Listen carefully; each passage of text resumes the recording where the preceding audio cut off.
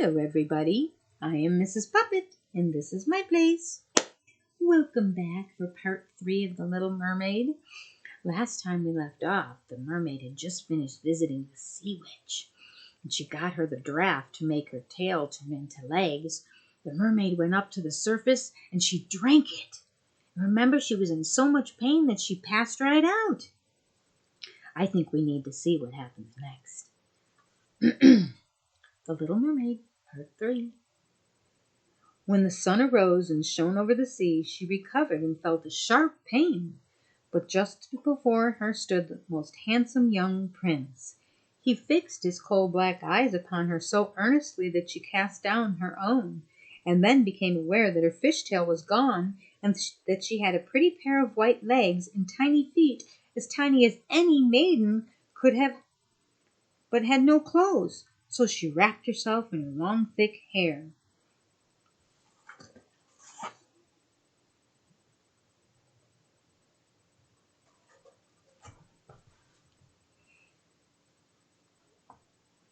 The prince asked her who she was and where she came from, and she looked at him mildly and sorrowfully with her deep blue eyes, which she could not speak. Every step she took was as the witch had said it would be. She felt as if treading upon points of needles or sharp knives. But she bore it willingly and stepped as lightly by the prince's side as a soap bubble, so that he and all who saw her wondered at her graceful swaying movements. She was very soon arrayed in costly robes of silk and muslin, and she was the most beautiful creature in the palace. But she was dumb, and could neither speak nor sing. Beautiful female slaves, dressed in silk and gold, stepped forward and sang before the prince and his royal parents. One sang better than all the others, and the prince clapped his hands and smiled at her. This was great sorrow to the little mermaid. She knew how much more sweetly she herself could sing once, and thought, "Oh, if he only knew that I have given away my voice forever to be with him." The slaves next performed some pretty fairy-like dances to the sound of beautiful music. Then the little mermaid raised her lovely white arms and stood on the tips of her toes and glided over the floor and danced as no one yet had been able to dance. At each movement her beauty became more revealed. Her expressive eyes appealed more directly to the heart than the songs of the slaves. Everyone was enchanted, especially the prince, who called her his little foundling, and she danced again quite readily to please him. Although each time her foot touched the floor, it seemed as if she had trodden on sharp knives. The prince said she should remain with him always, and she received permission to sleep at his door on a velvet cushion. He had a page's dress made for her, that she might accompany him on horseback. They rode together through sweet-smelling woods where the green boughs touched their shoulders, and the little birds sang among the fresh leaves. She climbed up with the prince to the top of the high mountains, and though her tender feet bled so that even her steps were marked, she only laughed and followed him till they could see the clouds beneath them, looking like a flock of birds traveling to distant lands. While the prince's palace and all the household were asleep, she would go and sit on the broad marble steps, for it eased the burning of her feet to bathe them in cold sea water, and then she thought of those below the deep. Once, during the night, her sisters came up arm in arm, singing sorrowfully as they floated on the water. She beckoned to them, and they recognized her, and told her how she had grieved them. After that they came to the same place every night, and once she saw in the distance her old grandmother, who had not been to the surface of the sea for many years, and the old sea king, her father, with his crown on his head. They stretched out their hands towards her, but they did not venture go so near to land as her sisters did. As the days passed, she loved the prince more fondly, and he loved her as he would love a little child. But it never came into his head to make her his wife, yet. Unless he married her, she could not receive an immortal soul, and on the morning after his marriage with another, she would dissolve into foam on the sea. Do you not love me the best of all of them?" the eyes of the little mermaid seemed to say when he took her in his arms and kissed her fair forehead. "Yes, you are dear to me," said the prince, "for you have the best heart, and you are the most devoted to me. You are like a young maiden whom I once saw, but should never meet again. I was in a ship that was wrecked, and the waves cast me ashore near a holy temple, where several young maidens performed the service. The youngest of them found me on the shore, and saved my life. I saw her but twice, and she is the only one in the world whom I could love. But you are like her, and you have almost driven her image out of my mind. She belongs to the holy temple, and my good fortune has sent me you instead of her, and we will never part."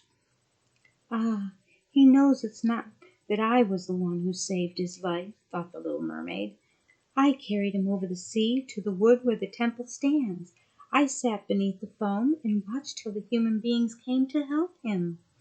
I saw the pretty maiden that he loves better than he loves me," said the mermaid, and she sighed deeply, but she could not shed tears.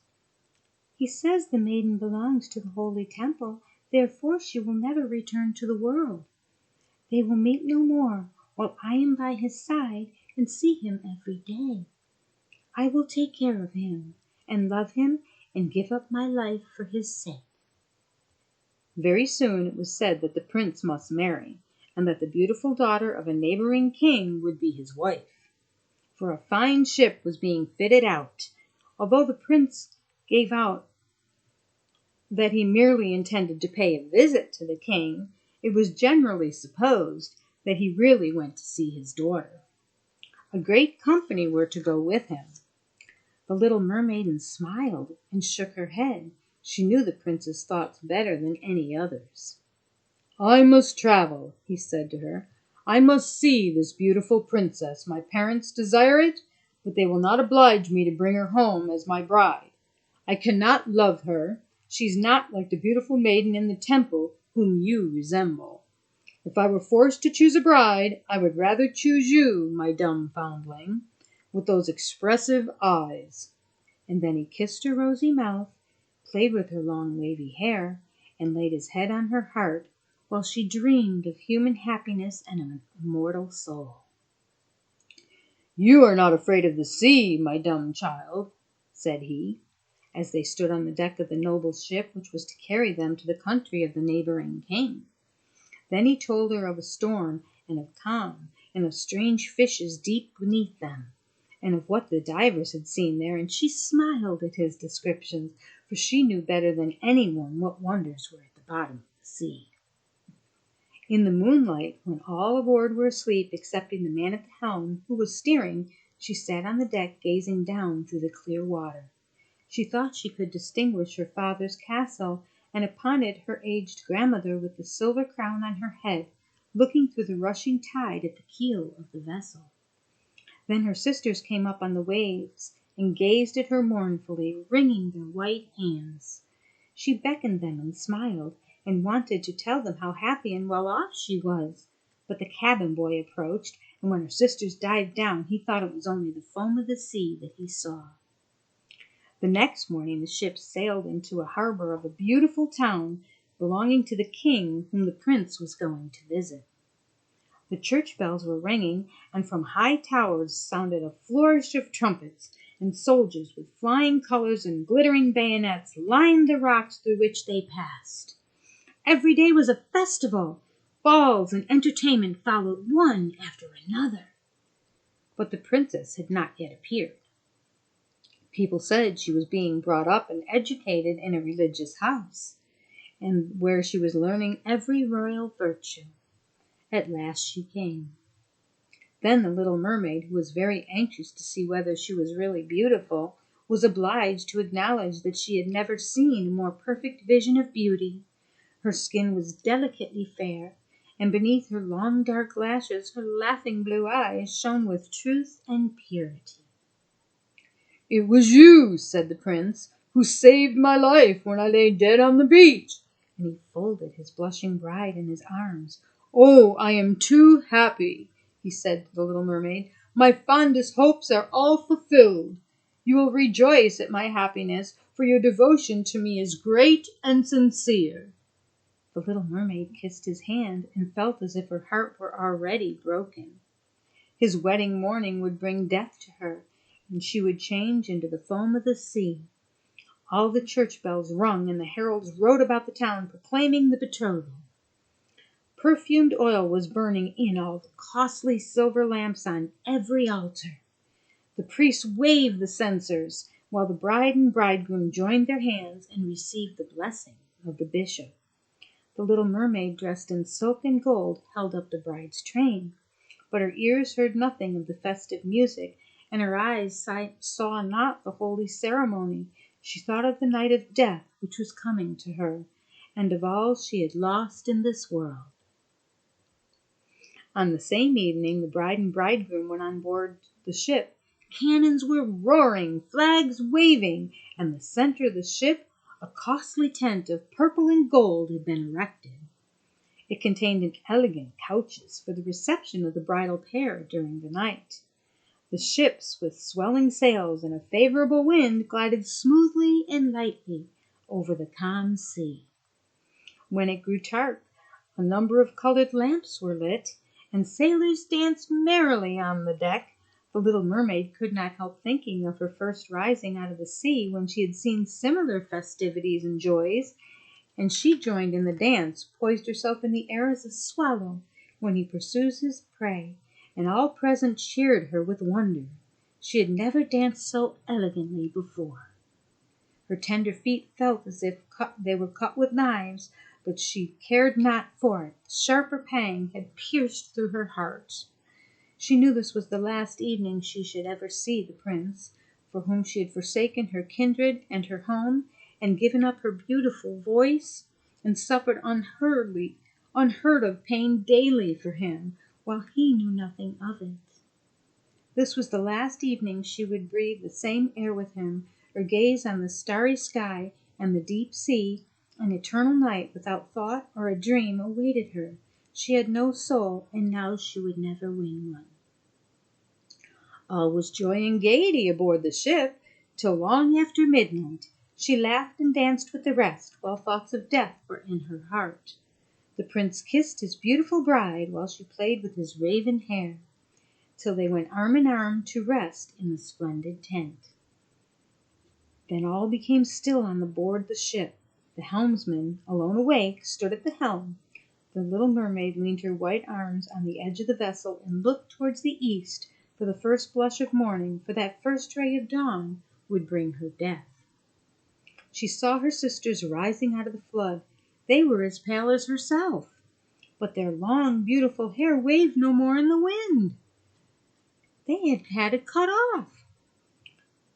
"We have given our hair to the sea witch," they said, "to obtain help for you, so you may not die tonight. She has given us a knife. Here it is. See, it is very sharp. Before the sun rises, you must plunge it into the heart of the prince. When the warm blood falls upon your feet, they will grow together again and form into a fish's tail, and you will once more be a mermaid, and return to us to live out your 300 years before you die and change into the salt sea foam. Haste, then! Here you must die before sunrise. Our old grandmother moans so for you that her white hair is falling off from sorrow, as ours fell under the witch's scissors. Kill the prince and come back. Hasten! Do you not see the first red streaks in the sky? In a few minutes the sun will rise and you must die." Then they sighed deeply and mournfully and sank down beneath the waves. The little mermaid drew back the crimson curtain of the tent and beheld the fair bride with her head resting on the prince's breast. She bent down and kissed his fair brow, then looked at the sky on which the rosy dawn grew brighter and brighter. Then she glanced at the sharp knife and again fixed her eyes on the prince, who whispered the name of his bride in his dreams. She was in his thoughts, and the knife trembled in the hand of the little mermaid. Then she flung it far away from her into the waves. The water turned red where it fell, and drops that spurted up looked like blood. She cast one more lingering, half-fainting glance at the prince, and then threw herself from the ship into the sea, and thought her body was dissolving into foam. The sun rose above the waves, and his warm rays fell on the cold form of the little mermaid, who did not feel as if she were dying. She saw the bright sun. All around her floated hundreds of transparent, beautiful beings. She could see through them the white sails of a ship and the red clouds in the sky. Their speech was melodious, but too ethereal to be heard by mortal ears. They were also unseen by mortal eyes. The little mermaid perceived that she had a body like theirs, and she continued to rise higher and higher out of the foam. "Where am I?" asked she, and her voice sounded ethereal, as the voice of those who were with her. No earthly music could imitate it. "Among the daughters of the air," answered one of them. "A mermaid has not an immortal soul, nor can she obtain one unless she wins the love of a human being. On the power of others hangs her eternal destiny. But the daughters of the air, though they do not possess immortal souls, can by their good deeds procure one for themselves. We fly to warm countries and cool the sultry air that destroys mankind with pestilence. We carry the perfume of the flowers to spread health and restoration.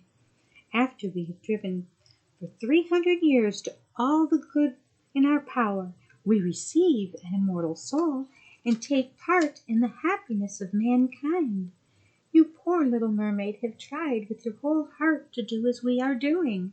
You have suffered and endured and raised yourself to the spirit world by your good deeds, and now by striving for 300 years in the same way, you will obtain an immortal soul."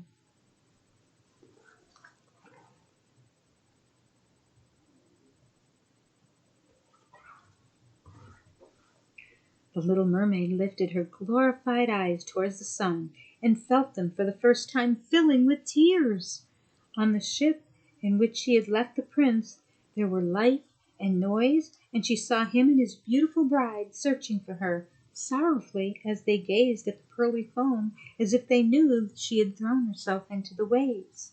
Unseen, she kissed the forehead of the bride and fanned the prince, and then mounted with the other children of the air a rosy cloud that floated through the aether. "After 300 years thus we shall float into the kingdom of heaven," said she. "And we may get there sooner," whispered one of her companions. "Unseen we can enter the houses of men where there are children, and for every day which we find a good child, who is the joy of his parents and deserves their love, our time of probation is shortened. The child does not know when we fly through the window that we smile with joy at his good conduct, for we can count 1 year less of our 300 years. But when we see a naughty or wicked child, we shed tears of sorrow, and for every tear a day is added to our trial." Wow, that's definitely different, I'll bet, than the Little Mermaid you've heard before. But wasn't it wonderful? The little mermaid in the end did the right thing. Even though she could have gone back to her family, she would have had to sacrifice the prince for that. And she was too good of heart and too much full of love and caring for the prince to ever do him harm. So she did the right thing, and rather than become foam, she was raised up with the cloud angels, and she's now able to earn herself a mortal soul. Isn't this just wonderful? It's always best to do the right thing and to never hurt other people, no matter why you might think you should, because it's never right, and in the end you will be rewarded for it wonderfully. Anyway, I really liked that story, and I hope you did too. Next time we'll start a new one. See you then.